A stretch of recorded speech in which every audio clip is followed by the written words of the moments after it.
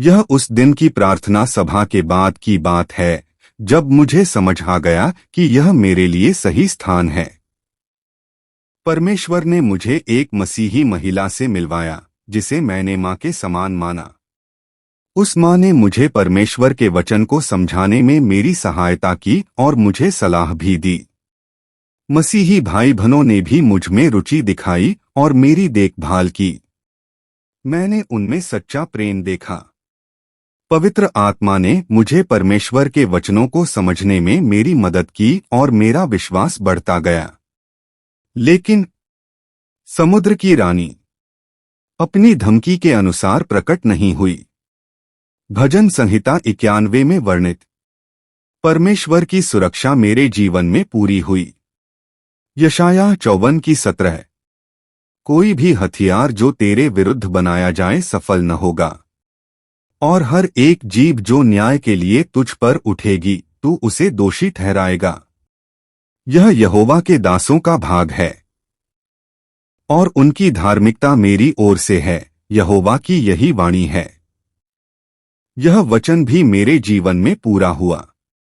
सितंबर 1985 में मुझे यह संदेश मिला कि मेरा नाम सिल्वर ब्रांड सीमेंट लागोस के वितरकों की सूची में है और मुझे 27 सितंबर 1985 को कार्यालय में उपस्थित होना है।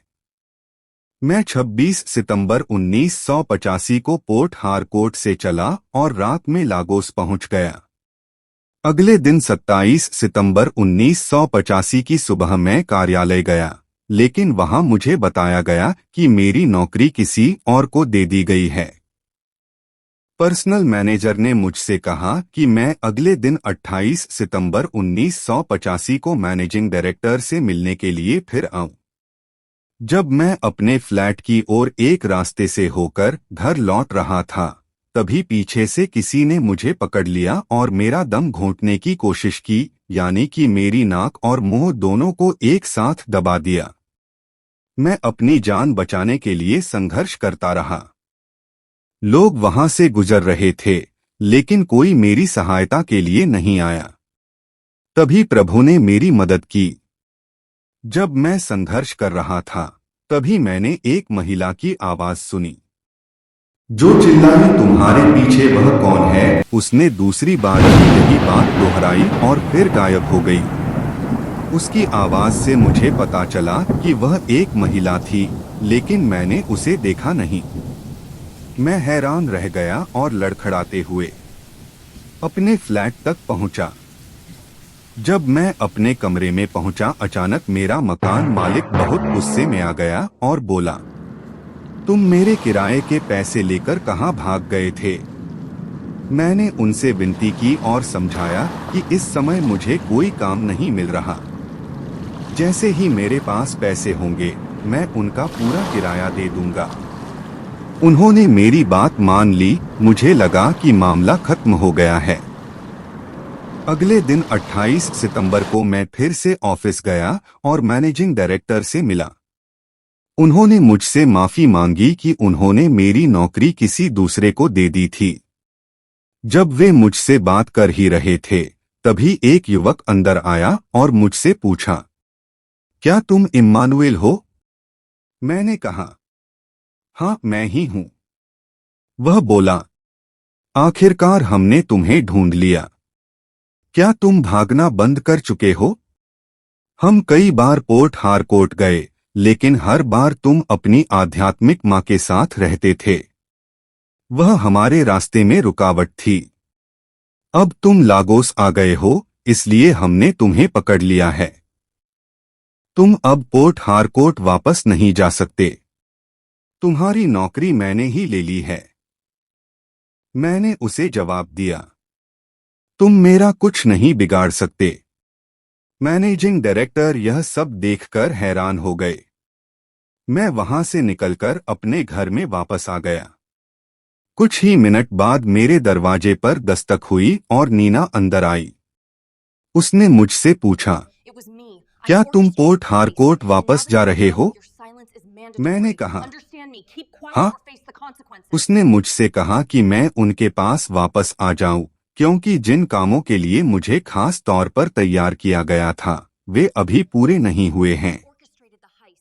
उसने कहा कि मुझे इन कामों के लिए तैयार किया गया था, बुरी शक्तियों के काम करने वाले लोगों का प्रधान बनने के लिए, समुद्र नियंत्रण कक्ष का प्रधान बनने के लिए, जहां से दुनिया की गतिविधियों पर नजर रखनी होती है और संदेश भेजने लेने होते हैं। समुद्र की रानी के बाद दूसरा स्थान पाने के लिए, जिसमें खास समारोह और काम करने होते हैं। अंधकार की शक्तियों की मदद से नए गुप्त समूह बनाना जो बाहर से अच्छे दिखाई दें ताकि युवा लोग और चर्च जाने वाले लोग उनमें शामिल हो जाएं। उसने कहा कि अगर मैं उसके साथ वापस चलूं तो मुझे दोगुना पद और बहुत आशीषें मिलेंगी।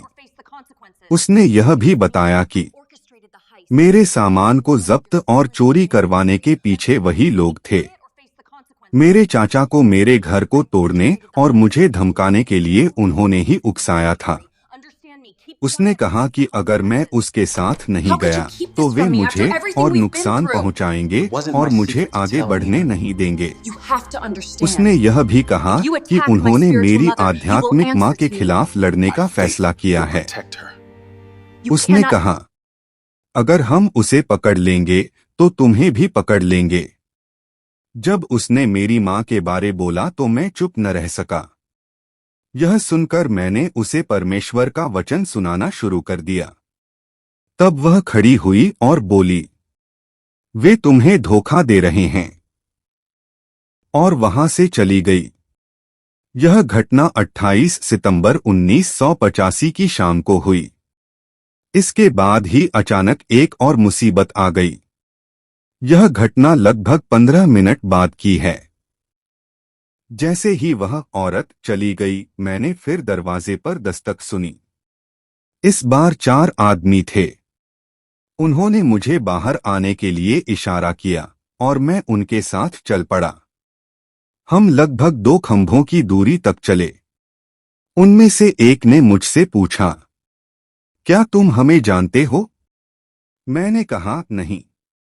उसने फिर कहा, हमें तुम्हारे मकान मालिक ने तुम्हें मारने के लिए भेजा है।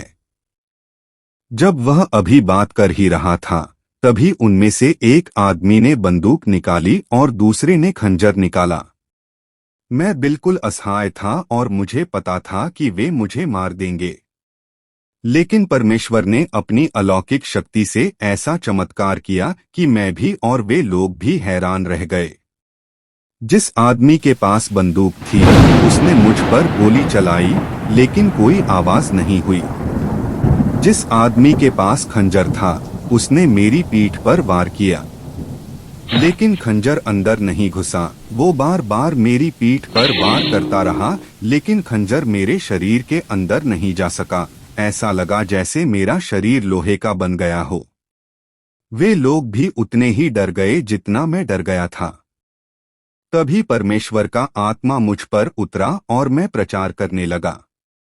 उनमें से 3 आदमी भाग गए, लेकिन चौथा आदमी रोने लगा और मुझसे विनती करने लगा कि मैं उसके लिए प्रार्थना करूं।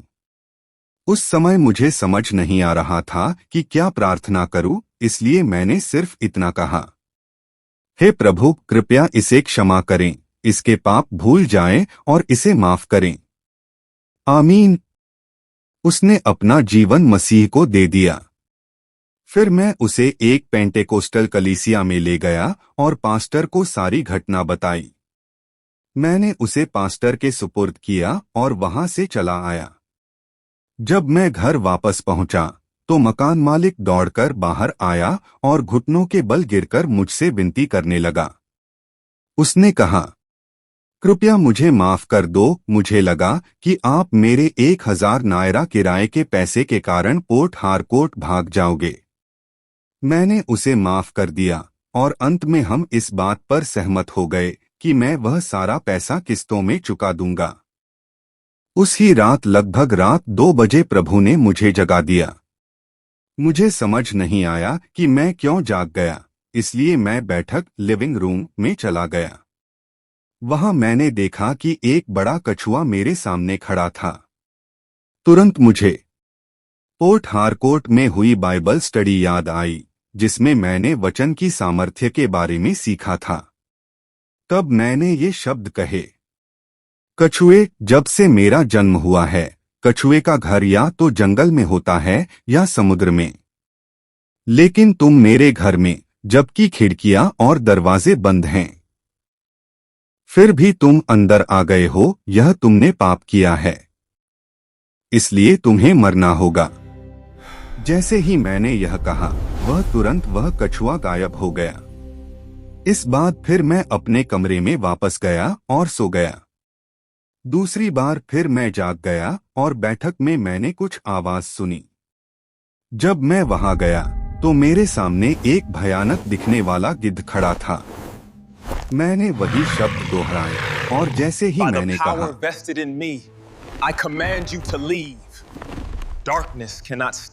यह पाप करने के कारण तुम्हें मरना होगा, वह भी तुरंत गायब हो गया। लागोस की इस यात्रा के दौरान मैंने परमेश्वर की भलाई, महानता और विश्वासयोग्यता को देखा। 29 सितंबर 1985 की अगली सुबह मैं एक आरामदायक लग्जरी बस से पोर्ट हारकोर्ट के लिए रवाना हुआ। जब बस ओरे पहुंची तो अचानक वह एक पेड़ से टकरा गई। बस का ही नुकसान हुआ, लेकिन धन्यवाद हो परमेश्वर का, किसी को चोट नहीं लगी। ड्राइवर ने बस को फिर से सड़क पर निकाल लिया। जैसे ही बस थोड़ी आगे चली तो बस सड़क के एक किनारे से दूसरे किनारे की ओर डगमगाने लगी। मुझे नीना की धमकियां याद आ गईं, इसलिए मैं बस में खड़ा हो गया और यात्रियों को परमेश्वर के वचन का प्रचार देना शुरू कर दिया। और अंत में मैंने कहा, इन दुर्घटनाओं का कारण मैं हूं, लेकिन अब से जब तक हम पोर्ट हारकोर्ट नहीं पहुंच जाते, यीशु के नाम में कोई और दुर्घटना नहीं होगी। इसके बाद मैं बैठ गया। सच कहूं तो जब मैं बैठा तो मुझे खुद आश्चर्य हुआ कि मैंने क्या कह दिया था, लेकिन वैसा ही हुआ। बस आराम से और सुरक्षित पोर्ट हारकोर्ट तक पहुंच गई। उसके बाद कोई दुर्घटना या खराबी नहीं हुई। परमेश्वर का धन्यवाद हो। पवित्र शास्त्र ठीक ही कहता है, देखो वे अवश्य इकट्ठे होंगे, परंतु मेरी ओर से नहीं। जो कोई तेरे विरुद्ध इकट्ठा होगा, वह तेरे कारण गिर जाएगा। यशायाह 54:15। उन्होंने, मतलब समुद्र की रानी और उसके दूतों ने प्रयास तो किया, लेकिन क्योंकि उनका इकट्ठा होना प्रभु की ओर से नहीं बल्कि उसके बच्चे के विरुद्ध था, इसलिए वे सब ठोकर खाकर गिर पड़े। परमेश्वर के वचन में लिखा है, जब शत्रु बाढ़ की तरह आएगा, तब प्रभु का आत्मा उसके विरुद्ध झंडा खड़ा करेगा। यशायाह 59:19। मैं परमेश्वर को पूरा धन्यवाद और महिमा देता हूं कि उसने मेरी ओर से अपनी सामर्थ्य प्रकट की।